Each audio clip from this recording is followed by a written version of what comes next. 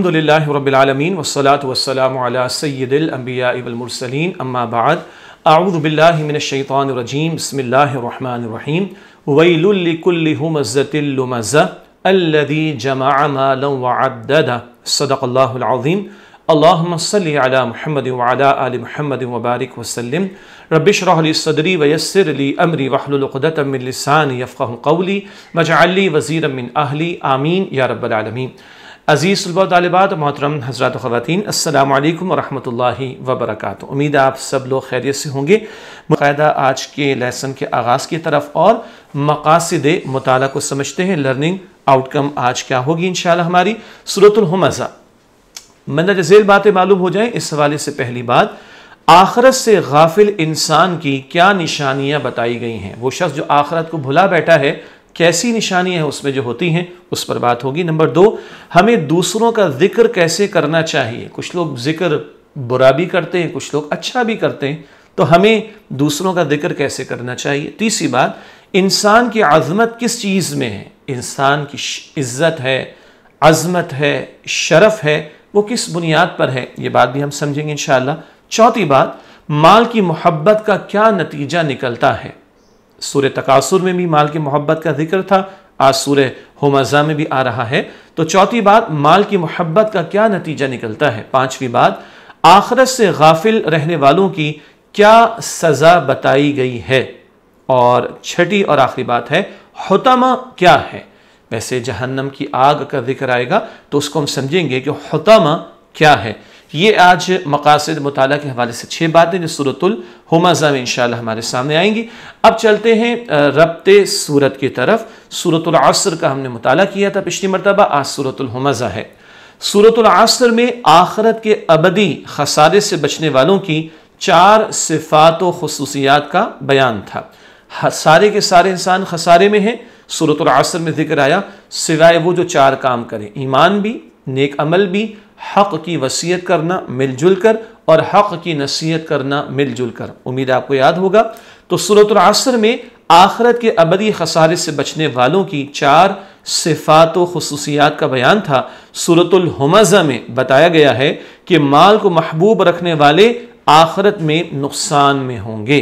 کون نقصان میں ہوگا؟ سورہ عصر میں تو بتایا گیا خسارے میں سارے کے سارے لوگ، اب بتایا جا رہا ہے مال کو محبوب رکھنے والے آخرت میں نقصان میں ہوں گے۔ مزید ربط یہ کہ سورۃ العصر میں خسارے سے بچنے کے لیے ایمان لا کر نیک اعمال کرنے پر زور تھا۔ سورۃ العصر میں ایمان کا ذکر بھی، نیک اعمال کرنے کا بیان بھی، حق کی نصیحت، صبر کی نصیحت بھی۔ سورۃ الہمزہ میں مال سے محبت رکھنے والے ایک بد اخلاق اور بخیل شخص کا کردار اور برا انجام بیان کیا گیا ہے۔ بخیل کہتے ہیں کنجوسی کرنے والے کو، مال سمیٹ سمیٹ کر روکنے والے کو، کنجوسی کرنے والے کو۔ تو ہمزہ میں کیا ہے؟ مال سے محبت کرنے والا، اس کا کردار کتنا برا ہوتا ہے، کتنی بد اخلاقی وہ مبتلا ہوتا ہے، کیسا کنجوس شخص وہ بن جاتا ہے، اور اس کا برا انجام کیا ہوگا۔ یہ سب باتیں سورۃ العصر میں بیان ہوں گی، سورۃ الہمزہ میں انشاءاللہ ہمارے سامنے آئیں گی۔ تو یہ ہوا ربط سورت، یعنی سورہ عصر اور سورہ ہمزہ کا باہمی تعلق۔ اب اس کے بعد چلتے ہیں شان نزول اور تعارف کی طرف، ہمیشہ کی طرف۔ یہ سورت نبی کریم صلی اللہ علیہ وآلہ وسلم پر مکی زندگی کے درمیانی دور میں نازل ہوئی۔ اب تو آپ کو مکی دور کا اندازہ ہے، اس کے درمیانی دور میں سورہ ہمزہ نازل ہوئی۔ اس سورت میں کفار مکہ کے رویے کا ذکر کیا گیا ہے۔ کفار مکہ جو نبی اکرم صلی اللہ علیہ وسلم کی دعوت توحید کا رد کر رہے تھے، ان کا رویہ بیان کیا گیا ہے۔ آخرت سے غافل اور دنیا سے محبت کرنے والے انسان کا حال بیان کیا گیا ہے۔ جو آخرت کو بھلا دینے والا، دنیا کی محبت میں ڈوب جانے والا ہے، اس کا حال بیان کیا گیا ہے۔ ایسا شخص دوسروں کے عیب نکالتا ہے اور تانے دیتا ہے، یعنی بد کلامی کرے گا، لوگوں پر لان تان کرے گا، لوس ٹاک کرے گا، الزام تراشی کرے گا، دوسروں کی برائیاں بیان کرے گا۔ کون؟ مال کی محبت میں ڈوب جانے والا۔ وہ مال کو گن گن کر جمع کرتا ہے اور مال سے امیدیں رکھتا ہے، مال ہی کو سب کچھ سمجھتا ہے، خوب بچا بچا کر رکھتا ہے، سمجھتا ہے یہی اصل میں مجھے کام آنے والا ہے، اسی سے بس مجھے فائدہ ہوگا۔ ایسے شخص کو اللہ سبحانہ و تعالیٰ کی آگ میں ڈالا جائے گا جو دلوں تک پہنچ جائے گی۔ اللہ کی بھڑکائی ہوئی آگ جو دلوں تک پہنچ جائے گی، اس کی مزید تفصیل تشریح میں انشاءاللہ آپ کے سامنے رکھیں گے۔ تو یہ بیان ہے شان نزول کا اور تعارف کا سورۃ الہمزہ کے حوالے سے۔ اب چلتے ہیں اس سورت کی تلاوت اور ترجمے کو سمجھنے کی طرف۔ سورۃ الہمزہ۔ اعوذ باللہ من الشیطان الرجیم، بسم اللہ الرحمن الرحیم۔ ویل لکل ہمزۃ لمزہ الذی جمع مالا وعددہ یحسب ان مالہ اخلدہ کلا لینبذن فی الحطمہ وما ادراک ما الحطمہ نار اللہ الموقدہ التي تطلع على الأفئدة إنها عليهم مؤصدة في عمد ممددة۔ ماشاءاللہ۔ اب چلتے ہیں، اس کو مزید پڑھتے ہیں ترجمے کے ساتھ انشاءاللہ۔ ویل لکل، ہر ایسے شخص کے لیے ہلاکت ہے، ہمزۃ لمزہ، جو آمنے سامنے تانا دینے والا اور پیٹھ پیچھے عیب نکالنے والا ہو۔ الذی جمع مالا، وہ جس نے مال جمع کیا، وعددہ، اور اس کو گن گن کر رکھا۔ یحسب، وہ خیال کرتا ہے، ان مالہ اخلدہ، کہ اس کا مال اسے ہمیشہ زندہ رکھے گا۔ کلا، ایسا ہرگز نہیں ہوگا، لینبذن فی الحطمہ، وہ ضرور چورا چورا کر دینے والی میں پھینکا جائے گا۔ وما ادراک ما الحطمہ، اور آپ کیا سمجھے چورا چورا کر دینے والی کیا ہے؟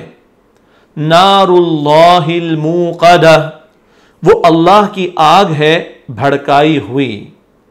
التي تطلع على الافئدہ، جو دلوں تک پہنچ جائے گی۔ انہا علیہم مؤصدہ، بے شک وہ ان پر ہر طرف سے بند کر دی جائے گی۔ فی عمد ممددہ، لمبے لمبے ستونوں میں۔ ایک مرتبہ سورہ ہمزہ کا ترجمہ مزید آپ کے سامنے رکھتے ہیں۔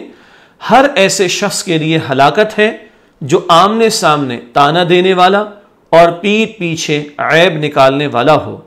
وہ جس نے مال جمع کیا اور اس کو گن گن کر رکھا، وہ خیال کرتا ہے کہ اس کا مال اسے ہمیشہ زندہ رکھے گا۔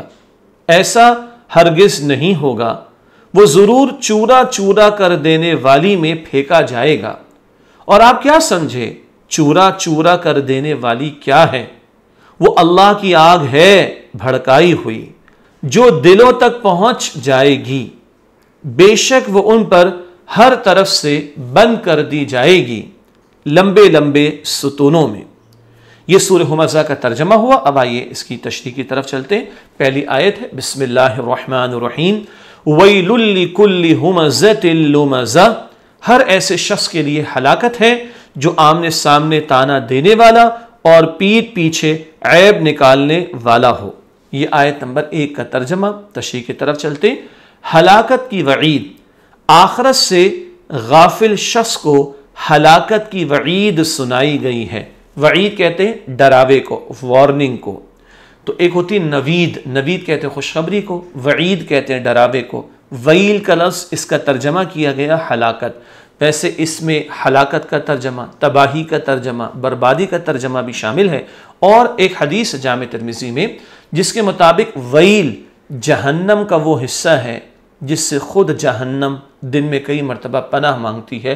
شدید سخت ترین عذاب ہے جو وہاں ہوگا۔ ویل جہنم کی ایک وادی کا نام بھی ہے ایک حدیث کے مطابق۔ تو یہاں آخرت سے غافل شخص کو ہلاکت وعید کی، ہلاکت اور ویل کی وعید سنائی گئی۔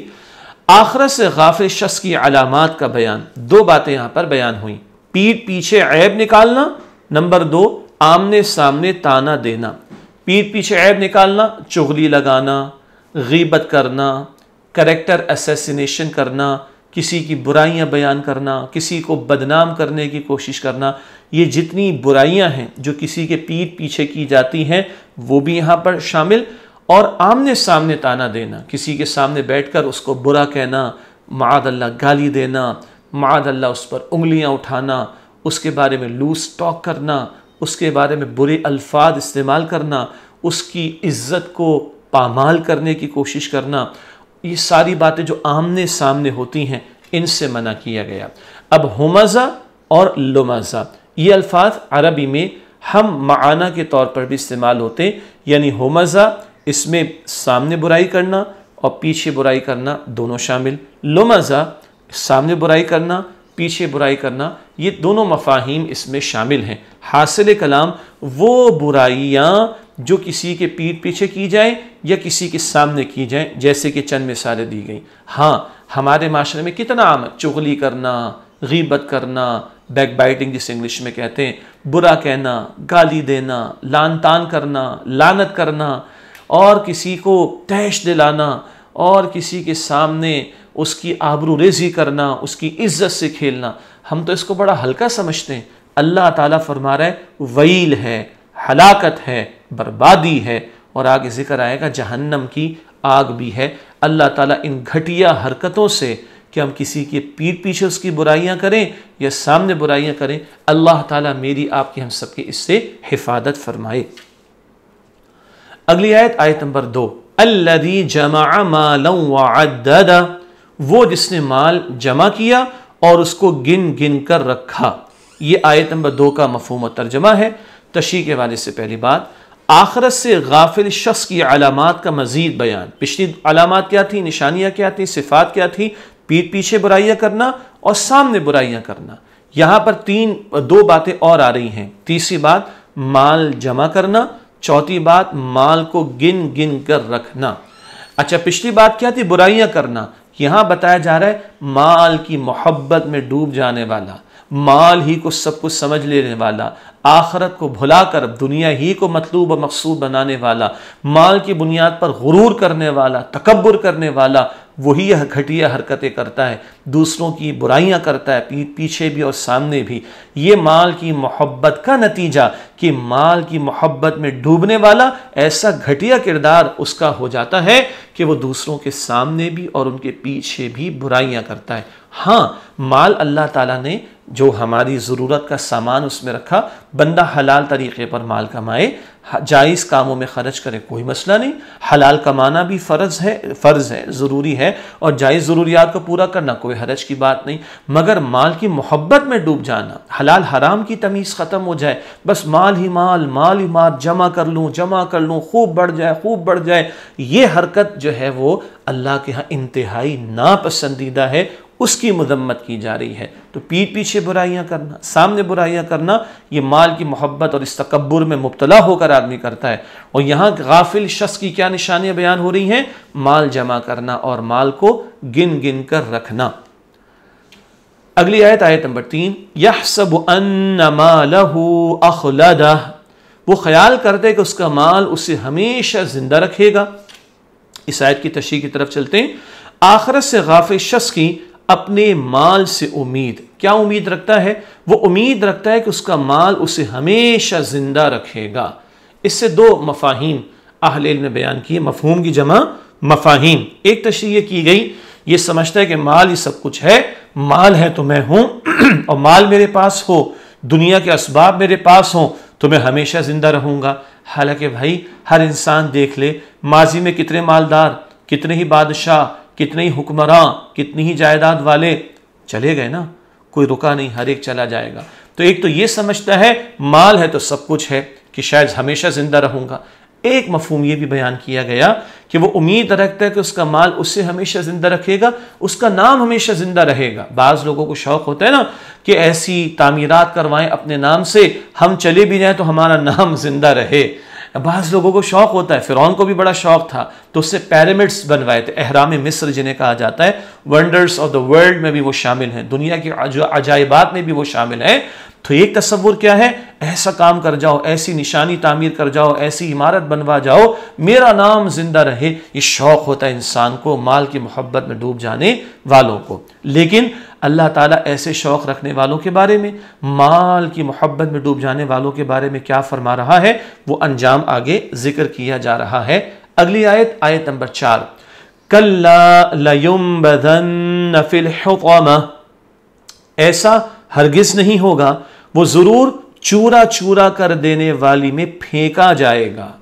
یہ آیت نمبر 4 کا ترجمہ، تشریح کے حوالے سے نقطہ، آخرت سے غافل شخص کا انجام وہ حطامہ میں پھینک دیا جائے گا۔ ترجمہ ہم نے کیا اور علماء نے کیا چورا چورا کر دینے والی، تو حطامہ کا لغوی مفہوم، لٹرل میننگ کیا ہے، وہ شے جو توڑ دینے والی ہو، وہ شے جو چورا چورا کر دینے والی ہو، اللہ ریزہ ریزہ کر دینے والی، تو چورا چورا کر دینے والی، توڑ کر رکھ دینے والی، ریزہ ریزہ کر دینے والی، یہ حطامہ کا ترجمہ ہے۔ تو یہاں کہا گیا کہ یہ مال کی محبت میں ڈوبا ہوا، یہ گھٹیا کردار رکھنے والا، یہ برائیاں کرنے والا، کہاں اس کا انجام ہوگا، حطامہ میں پھینک دیا جائے گا۔ اگلی آیت، آیت نمبر 5، وَمَا أَدْرَاكَ مَا الْحُطَمَةُ، اور آپ کیا سمجھے چورا چورا کر دینے والی کیا ہے۔ حطامہ ہم نے تشریح میں لکھا ہے کہ حطامہ جہنم کا ایک نام ہے، اور قرآن کا یہ انداز تمہیں کیا سمجھ آئی، آپ کیا سمجھے کہ وہ کیا ہے، یہ توجہ دلانے کے لیے کہ آگے ایک اہم بات، یہ تفصیل بیان کی جا رہی ہے۔ تو حطامہ جہنم کا ایک نام ہے۔ آیت نمبر 6، نار اللہ الموقدہ، وہ اللہ کی آگ ہے بھڑکائی ہوئی۔ حطامہ سے مراد بھڑکائی ہوئی اللہ کی آگ ہے، اللہ تعالیٰ نے اس کو بھڑکایا ہے۔ اللہ اکبر، اللہ نے جیسے جنت تیار کی ہے تو اس کی بے شمار عظیم ترین نعمتیں ہیں۔ اللہ نے مجرمین کے لیے، گناہگاروں کے لیے جہنم کی بھڑکتی ہوئی آگ تیار کی ہے۔ اللہ تعالیٰ مجھے، آپ کو، ہم سب کو جہنم کی آگ سے محفوظ رکھے۔ یہ دنیا کی معمولی آگ نہیں، یہ جہنم کی بھڑکتی ہوئی آگ ہے، اور اس کو کس نے بھڑکایا، اللہ سبحانہ و تعالیٰ نے۔ آیت نمبر 7، التی تطلع علی الافئدہ، جو دلوں تک پہنچ جائے گی۔ یہ آیت نمبر 7 کا ترجمہ ہے۔ حطامہ کی صفت، کیا کیفیت ہوگی حطامہ کی، جو چورا چورا کر دینے والی ہے، وہ آگ جو دلوں تک پہنچ جائے گی۔ اللہ اکبر کبیرہ، یعنی ایسی اس کی تپش کہ اندر تک انسان محسوس کرے گا اس کو، مجرم انسان، جہنمی انسان۔ اور دلوں کا خاص ذکر آیا تو علماء نے لکھا، اسی دل میں مال کی محبت پیدا ہوتی ہے نا، اسی دل میں تکبر آتا ہے، اسی دل میں بندہ اپنے آپ کو بڑا سمجھ کر دوسروں کو حقیر سمجھتا ہے اور ان کی برائیاں بیان کرتا ہے۔ یہ جو دل میں تکبر رکھنے والا اور مال کی محبت رکھنے والا، خاص عذاب کا ذکر ہے کہ بھڑکتی ہوئی آگ جو چورا چورا کر دی گی اس میں تو ڈالا جائے گا، وہ دلوں تک پہنچ جائے گی ان جہنمیوں کے۔ اللہ تعالی ہم سب کو جہنم کے عذاب سے محفوظ رکھے۔ آیت نمبر 8 اور آخری اگلی آیت ہے آیت نمبر 8، انہا علیہم مؤصدہ، بے شک وہ ان پر ہر طرف سے بند کر دی جائے گی۔ حطامہ کی مزید صفت، اس کی کیا کیفیت ہوگی، وہ آگ جو جہنمیوں پر ہر طرف سے بند کر دی جائے گی۔ استغفر اللہ، قرآن میں جا بجا کئی مرتبہ مختلف کیفیات بیان ہوئیں۔ کبھی قرآن سورہ ابراہیم ایک جگہ کہتا ہے ان کے کرتے بھی گندک یا تارکول کے ہوں گے، آگ بھڑکے گی۔ کبھی قرآن کہتے ہیں ان کے اوپر آگ ہوگی، کبھی قرآن کہتے ہیں ان کے نیچے آگ ہوگی، قرآن کہتے ہیں ان کا اوڑھنا بھی آگ کا ہوگا۔ یہاں بتایا جا رہا ہر طرف سے آگ بند کر دی جائے گی۔ استغفر اللہ، شدید ترین عذاب ہے جہنم کا جو قرآن بیان کرتا ہے۔ اور اللہ جو رحمان رحیم، اس نے ڈرایا تاکہ ہم ڈریں اور جہنم سے خوف رکھیں اور ان حرکتوں کو چھوڑیں جو جہنم میں لے جانے والی۔ اور آج ہمارے سامنے باتیں آ رہی کہ ایسا گھٹیا یہ کردار ہے جس کا ٹھکانہ جہنم میں ہوگا۔ اللہ اس برے کردار سے ہم سب کی حفاظت فرمائے۔ اگلی اور آخری آیت ہے سورہ ہمزہ کی آیت نمبر 9، فی عمد ممددہ، لمبے لمبے ستونوں میں۔ اس کے حوالے سے تشریح کی طرف چلتے، حطما کی مزید صفت وہ آگ جو لمبے لمبے ستونوں کی طرح ہوگی۔ لمبے لمبے ستون، علماء نے تشریح میں لکھا ہے ایک مراد کہ بڑے بڑے آگ کے ستون ان پر پھینکے جائیں گے، استغفر اللہ۔ ایک مراد ہر طرف وہ آگ کے بڑے بڑے ستون ہوں گے اور یہ درمیان میں ہوں گے، اور ایک مراد یہ بڑے بڑے ستون ہوں گے آگ کے۔ اب آگ کے ستون اللہ قادر ہے وہ پیدا کرے، اللہ اکبر، اور وہ آگ کے ستونوں سے باندھ کر ان کو عذاب دیا جائے گا۔ اللہم اجرنا من النار، دعا کرنی چاہیے اے اللہ ہم سب کو جہنم کی آگ سے محفوظ فرما۔ الحمدللہ سورہ حمزہ کا بیان مکمل ہوا۔ اب آئیے ہمیشہ کی طرح آخر میں علم و عمل کی باتیں آپ کے سامنے رکھیں، یعنی کچھ علم کی باتیں اور کچھ عمل کی باتیں، مورل لیسنس بھی۔ ہمیشہ کی طرح آج بھی 10 نکتے ہیں۔ پہلا نکتہ علم و عمل کی باتیں کے حوالے سے، ہمیں دوسروں کے عیب نہیں نکالنے چاہیے۔ سورہ حمزہ آیت نمبر 1۔ کتنی بری بات ہے کہ اللہ نے ویل، تباہی، ہلاکت کا ذکر کیا اور بھڑکتی ہوئی آگ کا عذاب بیان کیا۔ ہم کتنے آرام سے لوگوں پر انگلیاں اٹھاتے ہیں، غیبت کرتے ہیں، بیک بائٹنگ کرتے ہیں، لعن طعن کرتے ہیں، برائیاں بیان کرتے ہیں۔ اللہ ہمیں بچنے کی توفیق عطا فرمائے۔ نمبر 2، ہمیں کسی کو اس کی برائی پر طعنہ نہیں دینا چاہیے۔ سورہ حمزہ آیت نمبر 1۔ مراد ہے کسی میں کوئی برائی بھی ہو تو طعنہ مت دو بھائی، ہم بھی انسان، ہم سے بھی غلطی ہو جاتی ہے۔ اگر کسی کی برائی ہمارے سامنے آ جائے تو پردہ رکھنا چاہیے۔ حدیث میں آتا ہے ہم لوگوں کی برائی اور عیب پر پردہ رکھیں گے، اللہ تعالی ہماری برائی اور عیب پر پردہ ڈال دے گا۔ ہاں، اصلاح کی کوشش کی جائے، ہمدردی سے سمجھایا جائے، اس کے لیے دعا بھی کی جائے، لیکن دوسروں کو طعنہ دینا، اس سے بچنا چاہیے۔ یہ بات بھی آیت نمبر 1 میں آئی۔ نمبر 3، ہمیں دوسروں کے بجائے اپنے عیبوں کو تلاش کر کے ان کی اصلاح کرنی چاہیے۔ جب ہم اپنے اندر جھانکیں گے تو دوسرے بہت اچھے لگیں گے۔ آج مسئلہ یہ ہے کہ ہم دوسروں کی فکر کرتے ہیں، اپنی فکر بھول جاتے ہیں۔ اپنے اندر جھانکیں، اپنی برائیوں کی اصلاح کر لیں، لوگ اچھے نظر آنا شروع ہو جائیں گے انشاءاللہ۔ یہ آیت نمبر 1 سے ہی ہم نے بات سمجھی۔ نمبر 4، ہمیں دوسروں کا ذکر اچھے الفاظ میں کرنا چاہیے۔ یہ بھی آیت نمبر 1 سے ہم سمجھ رہے ہیں۔ دوسروں کا اچھا ذکر کریں، اور اگر نہیں کر سکتے کم سے کم برا ذکر تو نہ کریں، تو برا ذکر بالکل نہ کریں، ذکر کریں تو دوسروں کا اچھائی کے ساتھ، ورنہ خاموشی اختیار کر لیں۔ 5ویں بات، ہمیں لوگوں سے اچھے اخلاق سے پیش آنا چاہیے۔ یہ بھی آیت نمبر 1 میں بات ہمارے سامنے آئی، اور یہ ہدایات قرآن حکیم سے ہم سمجھ رہے ہیں الحمدللہ۔ علم و عمل کی باتیں کے حوالے سے 6ٹھی بات، دوسروں کے عیب نکالنا، طعنے دینا اور مال گن گن کر رکھنا آخرت سے غافل انسان کی نشانیاں ہیں۔ سورہ حمزہ آیات 1 تا 4 میں یہ بات ہم نے سمجھی۔ تو عیب نہیں نکالنا، طعنے نہیں دینے، مال کو ایسا گن گن کر رکھنا کہ مدہوش ہو جائیں، اللہ کے حقوق بھی ادا نہ کریں، اللہ کی راہ میں خرچ بھی نہ کریں، اس سے بچنا چاہیے۔ یہ غافل انسان کی نشانیاں ہیں۔ 7ویں بات، اللہ سبحانہ وتعالیٰ مال سے محبت کرنے والوں کو پسند نہیں فرماتا۔ یہ سورہ حمزہ آیات 2 تا 4 میں بات ہمارے سامنے آئی ہے۔ 8ویں بات، انسان کی عظمت مال و دولت کے بجائے اچھے اعمال اور کردار کی وجہ سے ہوتی ہے۔ معیار اللہ کے ہاں دولت نہیں ہے، عزت کا معیار ایمان ہے، نیکیاں ہیں، تقوی ہے۔ یہ بات ہمارے سامنے آئی آیت نمبر 3 کی روشنی میں۔ نمبر 9، جہنم کی آگ اللہ سبحانہ وتعالیٰ کی بھڑکائی ہوئی ہے جو بہت سخت ہے۔ سورہ حمزہ آیت نمبر 6۔ اللہ تعالیٰ ہم سب کو جہنم کے عذاب سے محفوظ رکھے۔ 10ویں اور آخری بات ہے سورہ حمزہ کے ذیل میں علم و عمل کی باتیں کے حوالے سے، آخرت سے غفلت اور ماں سے محبت کا انجام جہنم کی سخت بھڑکتی ہوئی آگ ہے۔ آخرت سے غفلت اور مال سے محبت کا انجام جہنم کی سخت بھڑکتی ہوئی آگ ہے۔